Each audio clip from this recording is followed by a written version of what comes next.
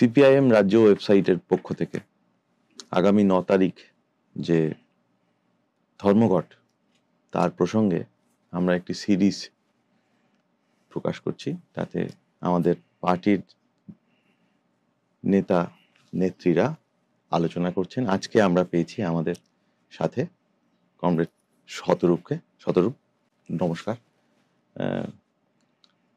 শতরূপের থেকে আমরা যেটা প্রথমে জানতে চাই যে তোমাদের তো প্রত্যক্ষ একদম এইটা অভিজ্ঞতা, তুমি এর আগেও কয়েক জায়গায় বলেছ, এই রাজ্যে কেন্দ্রীয় সরকার বিরোধী কোনো আন্দোলন, সেটা যদি ধর্মঘট নাও হয়, তাতে এই রাজ্য সরকার একটা অদ্ভুত রোল প্লে করে। তার হয়তো সরাসরি বিরোধিতা নয়, কিন্তু তাহলেও সে সেটা ভাঙতে চায়। আগের ধর্মঘটগুলোতেও আমরা এটা দেখেছি এবং আশা করা যাচ্ছে এবারেও তারা তার থেকে খুব আলাদা করবে না। এইটাকে আমরা কিভাবে দেখি? আমার মনে হয় আমাদের একটা জিনিস বোঝা উচিত যে পশ্চিমবাংলায় না এমনি বছরে 365 দিন ধর্মঘট চলে এই গভর্নমেন্টের আমলে। মমতা ব্যানার্জি একদিক থেকে ভালো, মমতা ব্যানার্জি ধর্মঘট ভাঙতে চান, তার কারণটা হচ্ছে বছরে একটা দিন অন্ততপক্ষে উনি চান যে লোকে কাজে যাক। কথাটা আমি এই কারণে বলছি, ধরো পশ্চিমবাংলা চা বাগানে কেউ তো ধর্মঘট ডাকেনি, তবু তো চা বাগানগুলো বন্ধ হয়ে পড়ে আছে। যে চা শ্রমিকেরা কাজে যেতে চান তারা এমনিও কাজে যেতে পারছেন না, তাদের তো এমনি বছর পর ধর্মঘট। বাংলায় তো কেউ বলেনি যে স্কুল কলেজ বন্ধ রাখতে হবে, টিচাররা ক্লাস নিতে পারবেন না। তো বাংলার হাজার হাজার শিক্ষককে ক্লাসরুম ছেড়ে বিকাশ ভবনের সামনে রাস্তায় বসে থাকতে হচ্ছে, কখনো জেলে যেতে হচ্ছে, কখনো পুলিশের মার খেতে হচ্ছে। তো এই যে তারা কাজ করতে যেতে পারছেন না, কর্মক্ষেত্রে যেতে পারছেন না, তো কে ধর্মঘট ডেকেছিল? কেউ তো ধর্মঘট ডাকেনি, তবু তো তাদের জীবন জোড়া ধর্মঘট চলছে। বাংলার ঘরে ঘরে কত ছেলে মেয়ে তারা চায় কাজে যেতে, চাকরির ফর্ম ফিল আপ করতে করতে পেনের কালি শুকিয়ে গেছে, বয়স বেড়ে যাচ্ছে, তবু তাদের তারা চাইছে কাজে যেতে, তবু কাজে যেতে পারছে না, কারণ রাষ্ট্র তাদের জীবনে একটা ধর্মঘট চাপিয়ে দিয়েছে। এটা কোনো ট্রেড ইউনিয়নের ডাকা ধর্মঘট নয়, এটা রাষ্ট্রে চাপিয়ে দেওয়া ধর্মঘট। সরকারের অব্যবস্থার ফলে ভেঙে পড়ার ফলে, অর্থনীতির ভেঙে পড়ার ফলে একটা ধর্মঘট। সুতরাং বাংলায় তো এমনি ধর্মঘট চলছে, ধর্মঘট তো আমরা ডাকিনি, বরং আমাদের এই ধর্মঘটটা হচ্ছে এই সরকারের চাপিয়ে দেওয়া ধর্মঘটকে ভাঙার ধর্মঘট। সুতরাং এটা দেখা যাক। তার দেখো আর একটা কথা বলি, মমতা ব্যানার্জি সব হুমকি ফুমকি, ওনার দৌড় দেখা গেছে, ওনার হুমকিকে এখন আর মনে হয় না কেউ দুয়ানা পাত্তা দেয় বলে। আমি একটা কথা খালি বলছি, এখানে 2011 গভর্নমেন্টে আসার পরে, 2011 আগে আমরা জানি তৃণমূল তৈরি হওয়ার পর থেকে 11 সালের 20 মে ওরা শপথ নিল। ওই 13 বছরে 72টা ধর্মঘট ডেকেছেন মমতা ব্যানার্জি, 72টা ধর্মঘট। হ্যাঁ, সবাই তখন আর মাথায় উকুন হলে উনি ধর্মঘট ডাকতেন। কিন্তু তারপরে যেটা হয়েছে, ক্ষমতা এসে ঘোষণা করলেন যে এবার থেকে কেউ ধর্মঘট করতে পারবে না, নাহলে সার্ভিস ব্রেক করবো, হ্যান করবো, ত্যান করবো। এবং সত্যি সত্যি প্রথম একটা বড় অংশের মানুষ তাতে ভয় পেয়েছিল, স্বাভাবিক কথা। মানে একটা অনিশ্চয়তা বা ইনসিকিউরিটি চলে আসবেই যদি কোনো রাজ্যের মুখ্যমন্ত্রী এটা বলেন। কিন্তু একটা কথা বলছি সৌভিকদা, আজকে 14 ইয়ার্স ডাউন দ্য লাইন, 14 বছর পরে একটা সার্ভিস ব্রেক উনি করাতে পারেননি। আর বা যেখানে করতে গেছেন, যে কর্মচারী তার বিরুদ্ধে ট্রাইব্যুনালে গেছেন, কোর্টে গেছেন, মানে সেই মুহূর্তে সেটা খারিজ হয়ে গেছে। কেননা আমাদের দেশে ধর্মঘট করা সংবিধান স্বীকৃত। মমতা বন্দ্যোপাধ্যায় কেন, কারোর পিতৃপুরুষের ক্ষমতা নেই, কেউ ধর্মঘট করেছে বলে কোনো সরকারের ক্ষমতা নেই কারো সার্ভিস ব্রেক করা, কাউকে চাকরি থেকে তাড়ানো, ইত্যাদি ইত্যাদি ইত্যাদি। অতএব বিশেষ করে সরকারি কর্মচারীদের ক্ষেত্রে বলছি, ওনার এই সমস্ত আজাইরা হুমকিকে কেউ পাত্তা দেবেন না, ওনার কিচ্ছু করার নেই। রাজনৈতিকভাবে আপনি যদি সমর্থন না করেন, আপনি করবেন না ধর্মঘট, সেটা তো আলাদা কথা। সে আমরা চেষ্টা করবো আপনার কাছে আমাদের কথাটাকে আরো গ্রহণযোগ্যভাবে উপস্থিত করার, বা আপনার জীবনের অভিজ্ঞতাও যদি কখনো আপনাকে কালকে বলে, আজ না বলুক কালকে যদি বলে যে ধর্মঘটটা ন্যায্য, আপনি থাকবেন আমাদের সঙ্গে লড়াই, সেটা অন্য কথা।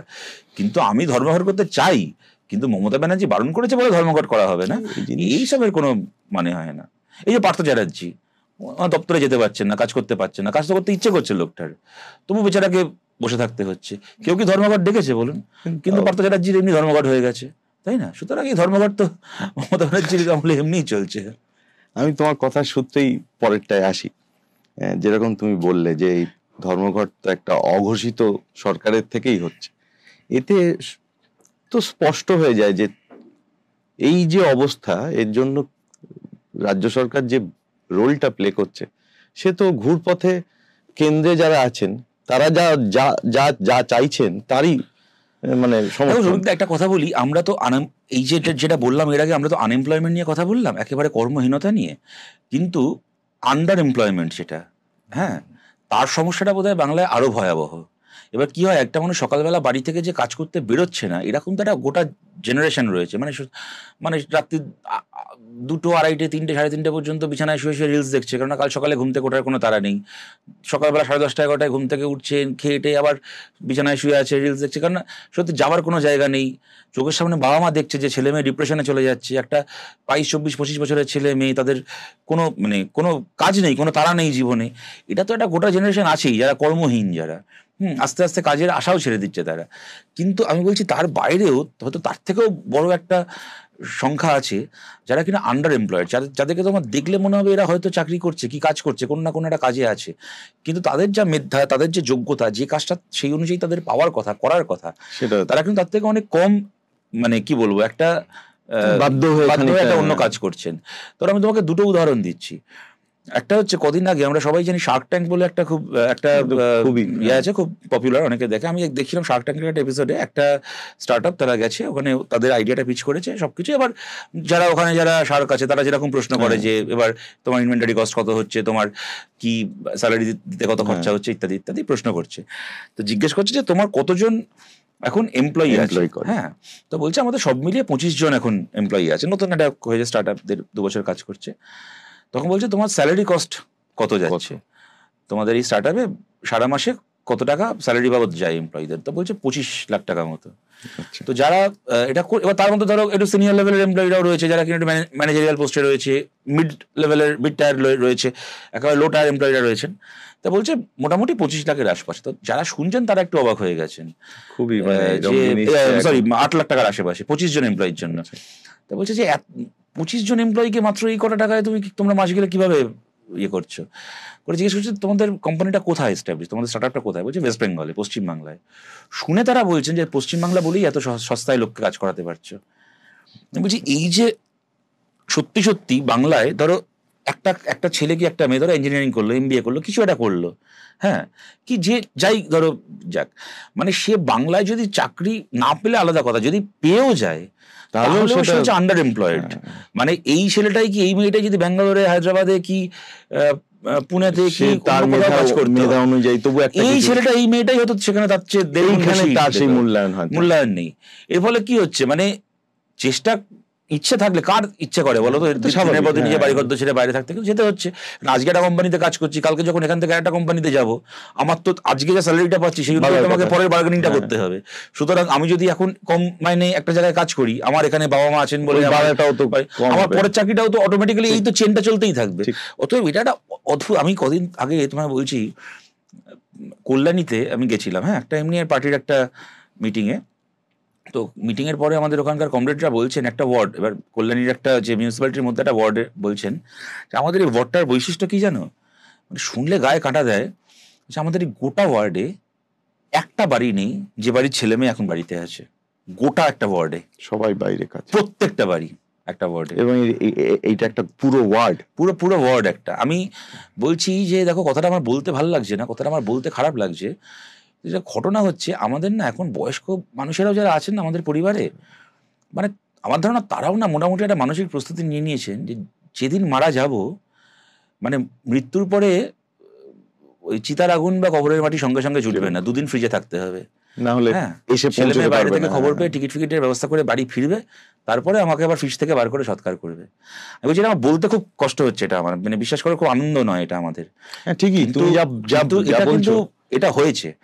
সুতরাং আমি বলছি যে এইটার সলিউশনটা কি? আপনি ধর্মঘট ভাঙতে বলছেন, কিন্তু আপনার কাছে কি কোনো উত্তর আছে এইটার? আপনি তো সরকারে আছেন, আপনার কাছে তো সমাধান দেওয়া। আপনি আপনার মানে রাজনৈতিক গাজোয়ারি ফলানোর জন্য, যে বাংলায় আমার থেকে বড় গুন্ডা কেউ নেই, আমার অনুব্রত আছে, আমার আরাবুল আছে, আমার এই মনোজিৎ মিশ্র আছে, ধর্মঘট তোরা করবি, সেই আপনার এই রংবাজি করার জন্য ঠিক আছে, কিন্তু তার বাইরে সত্যি সত্যি যাতে মানুষ কাজ করে, ছেলেমেয়েরা যাতে কাজ করতে পারে, তার আপনার কাছে সলিউশনটা কি রয়েছে? আপনার কাছে সমাধানটা কি আছে হুমকি দেওয়া ছাড়া? আমি তোমার কথা বিয়েতেই আসি আবার, যে তুমি যেখানটা পয়েন্ট আউট করছো যে একটা গোটা ওয়ার্ড, এবং খুঁজলে হয়তো দেখা যাবে যে তোমার যে অভিজ্ঞতা একটা ওয়ার্ডে সেরকম হয়তো আরো আছে, অনেক আছে। এমনকি কোভিড এর সৌরভ মানে সৌরভ পাল্লধি, ও একটা কথা খুব বলে ছোট থেকে যাদের সঙ্গে বড় হয়েছি, আমার যে স্কুলের যারা ঘনিষ্ঠতম বন্ধু ছিল, যারা স্কুলের বা কলেজের, বলছি একজন কলকাতায় থাকে না। সবাই বাইরে। বলে যে আমার যেহেতু নিজের কাজটা, আমি যেহেতু বাংলা থিয়েটারে বাংলা সিনেমায় কাজ করি, আমার নিজের কাজটা যেহেতু কলকাতা কেন্দ্রিক বা পশ্চিমবাংলা কেন্দ্রিক, আমি আমার পেশাগত কারণে আমাকে থাকতেই হয়েছে, আমি কলকাতায় আছি। একমাত্র আমি ছাড়া ছোট থেকে বড় হলাম যাদের সাথে, একজন বন্ধু নেই কলকাতায় কি পশ্চিমবাংলায়, একজন নেই। হ্যাঁ, মানে এরকম আমার ধারণা যারা শুনছেন আমাদের এই আলোচনাটা, অনেক তৃণমূল কংগ্রেসের সমর্থকও আছে তার বাড়িতেও যারা হয়তো এই মুহূর্তে ব্যাঙ্গালোরে বসে শুনছেন, কি যারা হয়তো এই মুহূর্তে পুনেতে বসে শুনছেন। কিন্তু বামফ্রন্ট সরকার কিন্তু চেয়েছিল যে তারা সেক্টর 5 অফিস করার ফাঁকে এটা ক্যান্টিনে বসে শুনুক, সেটা তো যাই হোক, সেটা কিন্তু হয়নি। আমি যেখানটা চাইছি যেতে, যে ধরো এই অভিজ্ঞতা তো খানিকটা আমাদের হলো, কম বয়সী ছেলেমেয়েরা তখন রেড ভলেন্টিয়ার হয়ে নামলো, এরকম প্রচুর ফোন আমরা পেতে শুরু করলাম যে তলায় দোকান, হয়তো সেই দিনটা সুযোগ আছে কয়েক ঘন্টার জন্য, যে একটা জিনিস, কিন্তু এতই বয়স এবং পেশেন্ট, তার বাড়ির ছেলে মেয়ে নেই, সে বাইরে থাকে, সে টাকা পাঠিয়ে দিচ্ছে, কিন্তু আমাদের ভলেন্টিয়াররা গিয়ে তাদের সামান্য দোকান বাজার টুকুও করে দিতে হয়েছে। এই ফোন তো পেয়েছি আমরা, তোমরা তো, আমি এখান থেকেই ভলেন্টিয়ার তারা যে সেই সময় যে টাকা পয়সার যে সাহায্য পেয়েছিলেন, সেই তার একটা বড় অংশ ছিল সেই সমস্ত ছেলে মেয়েদের কাছ থেকে যারা বাইরে থাকে, যারা যোগাযোগ করে বলছেন আমার বাবার জন্য, আমার মায়ের জন্য একটুখানি আপনারা একটু বাজারটা যদি করে দেন, এটা ওষুধটা কিনে দেন, আমি আপনাদেরকে টাকাটা পাঠিয়ে দিচ্ছি, যদি একটু কিনে বাড়িতে পৌঁছে দেন। ঠিক, এটা তো ঘটনা তো। এটা এই যে ধরো এর পরেও যারা বাইরে যেতে পারছে বা পেরেছে, এর মাঝে চলে গেছে, একটা বড় অংশ তো সবাই যে পেয়ে গেছে, তারা এই যে তুমি যে যাকে আন্ডার এমপ্লয়মেন্ট বলছো, এরা তো একটা মানে সেই যাকে বলে কন্ট্রাকচুয়াল কাজ, কোন রকমের একটা চুক্তি, যার কোনো গ্যারেন্টি নেই, আজ কাজ করছি কাল পাচ্ছি না। এদের তো আমরা রাস্তাঘাটে দেখতেও পাই চলতে ফিরতে, একই সাথে বাসে ট্রামে চড়ি। এদের নিয়ে এই রাজ্য সরকারের তো কোনো রোল নেই, রাজ্য সরকারও নেই, দেশের সরকারেরও নেই। আমি তোমায় একটা কথা বলি, ধরো 2019 সালের, আমার খুব ভুল না হলে সেপ্টেম্বর মাসে বোধহয় খুব সম্ভবত, সুপ্রিম কোর্ট রায় দিয়েছিল যে অযোধ্যায় মন্দির তৈরি করতে হবে। তার জাস্ট কয়েক মাসের মধ্যে কোভিডের ফার্স্ট ওয়েভ, লকডাউন চলছে তখন, মানে এরকম একটা পরিস্থিতির কথা কেউ কোনোদিন তার আগে গল্প উপন্যাসেও পড়েনি, কোনো ডিস্টোপিয়ান সিনেমাতেও দেখেনি। দোকানপাট বন্ধ, বাজারহাট বন্ধ, বাড়ির মধ্যে বসে আছি, কবে বাড়ি থেকে বেরোতে পারবো জানি না, হ্যাঁ, কোনোদিন আর কারোর সাথে কারোর দেখা হবে কিনা আমরা কেউ জানি না, হাসপাতালে বেড নেই, অক্সিজেনের সিলিন্ডার নেই, মানে ওই একটা অবস্থার মধ্যে হচ্ছে তোমার লকডাউনের চলাকালীন অগস্ট মাসে, তখন লকডাউন আস্তে আস্তে উঠছে, সেই সময় অযোধ্যায় মন্দিরে শিলান্যাস হলো।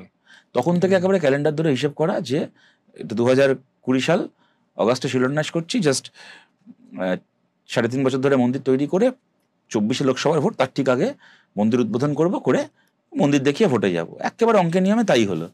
তারপরে ভোটের ফলাফল কি হলো সবই দেখলাম, যাকে। কিন্তু আমি যে কারণে কথাটা বলছি, 2019 সালে যে সুপ্রিম কোর্ট আমাদের দেশে রায় দিয়েছিল যে অযোধ্যায় মন্দির তৈরি করতে হবে, আমাদের দেশে সেই সুপ্রিম কোর্ট 2016 সালে রায় দিয়েছে সমকাজে সমবেতনের আইন করতে হবে।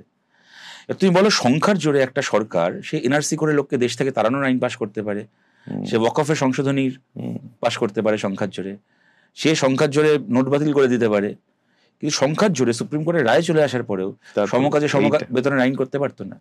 এবং সত্যি সত্যি সবিকদা, এখন আমাদের পার্মানেন্ট চাকরি বলে কোনো চাকরি নেই, উঠে গেছে।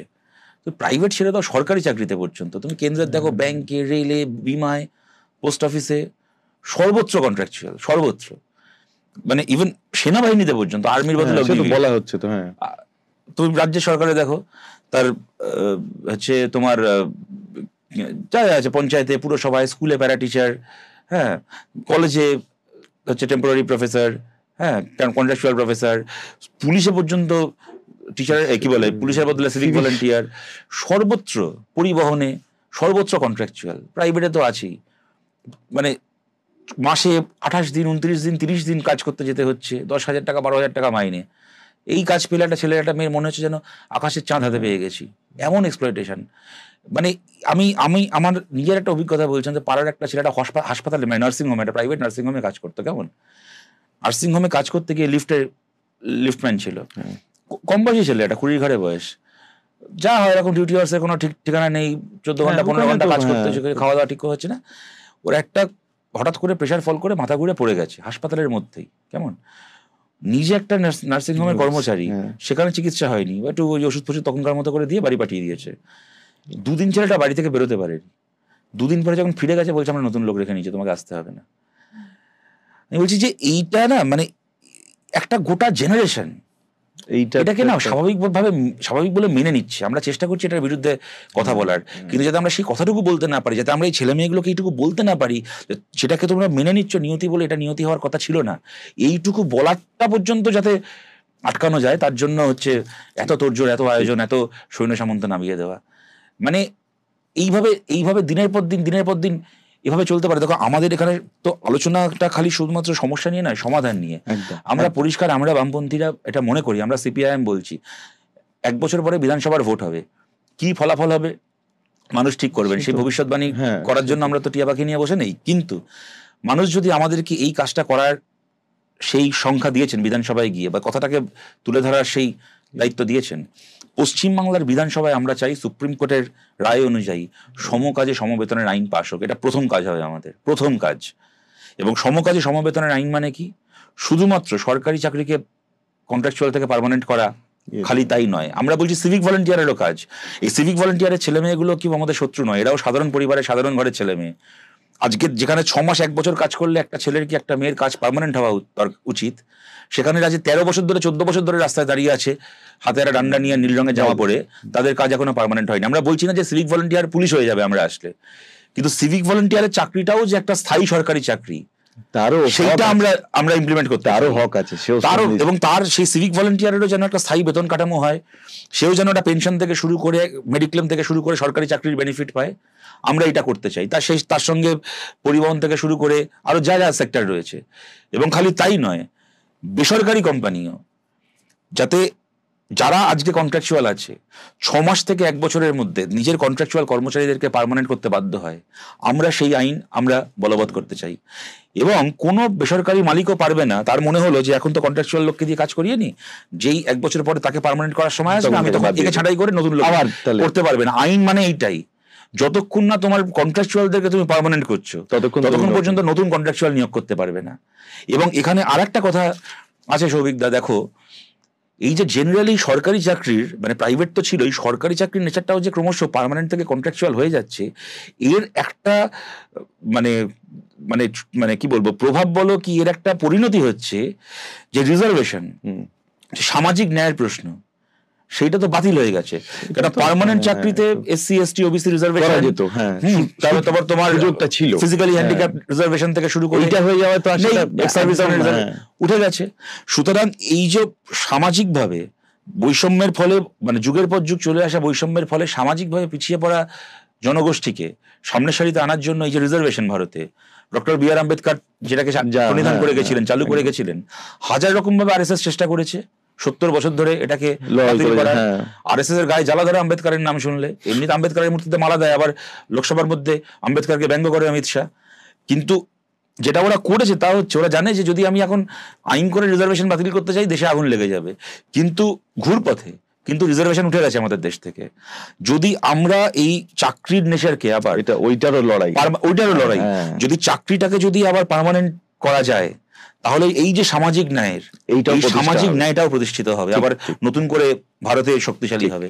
সুতরাং আমরা অনুরোধ করছি যে সিপিআইএম এর বাইরের মানুষের কাছে আমরা অনুরোধ করছি, যদি আপনি মনে করেন যে আমাদের এই লড়াইটা ন্যায্য, তাহলে এই 2 পয়সার কোনো মস্তানের চোখরাঙানির কাছে যেন আমাদের এই লড়াই হেরে না যায়।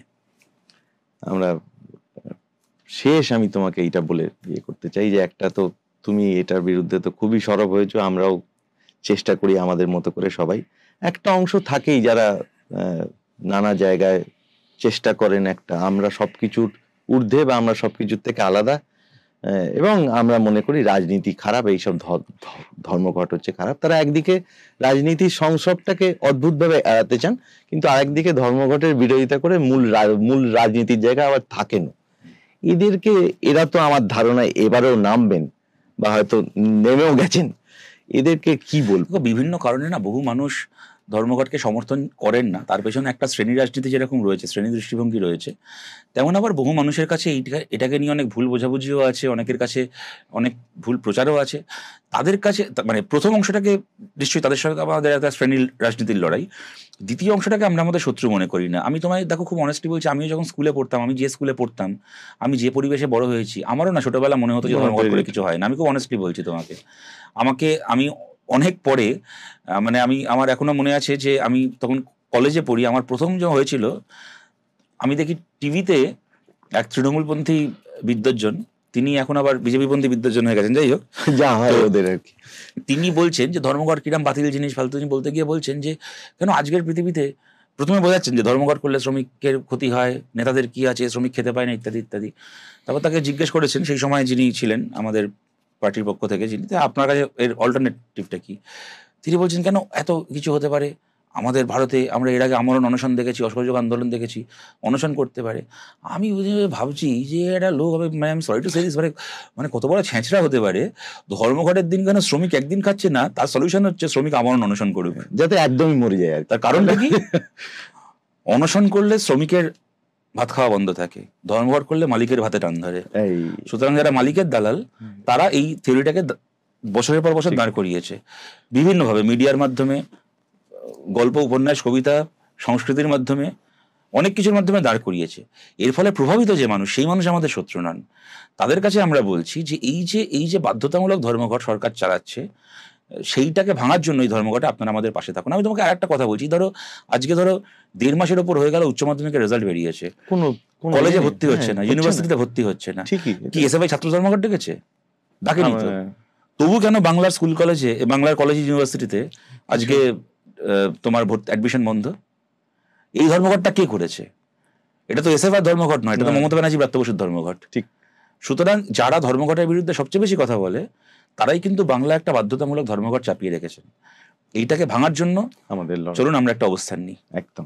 আমি শেষ করব এই কথা বলে, শতরূপ আমাদের সঙ্গে যে আলোচনা আমরা করলো আজকে, তাতে শেষ লাইন ওর কথা সূত্র ধরেই আমি বলি, ও হয়তো একমত হবে আমার সঙ্গে, যে ও বললো একটা জায়গায়, এই ধর্মঘট, এই লড়াই আসলে যারা ভাবছে তারা খেটে খাওয়া মানুষের নিয়তি বদলে দিতে পারে, এটা সেই নিয়তি বদলানেওয়ালা বা তাদের সেই ভাবনার লোকেদের নিয়তি বদলানোর লড়াই।